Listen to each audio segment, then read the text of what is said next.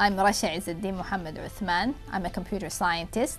I worked at the University of Khartoum, Faculty of Mathematical Sciences, and my area of research is software performance engineering, which is basically the application of statistical and mathematical techniques to evaluate the performance of software and database systems.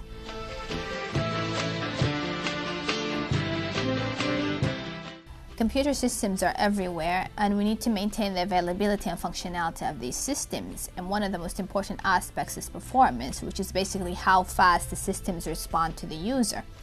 So for example, if you're online shopping and you're ready to check out and suddenly your browser hangs, then that usually would happen maybe because the system is overloaded by users.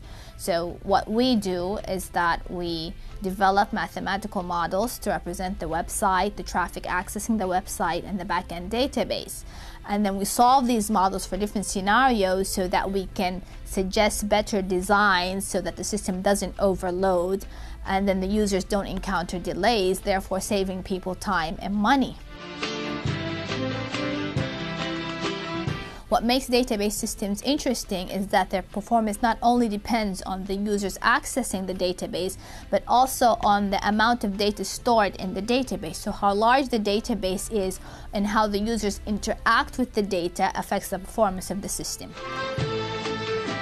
The significance of this work is that databases are growing larger and larger, and the amount of stored data is increasing, basically due to the internet, to e-science applications, to user-generated data. And now that we have 24/7 connectivity, it becomes a must that we maintain the performance of these large databases so that any system that depends on it can continue operating smoothly.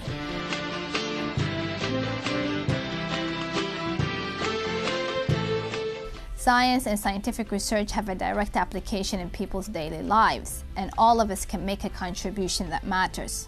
We just need to find our calling, and I found mine in computer science.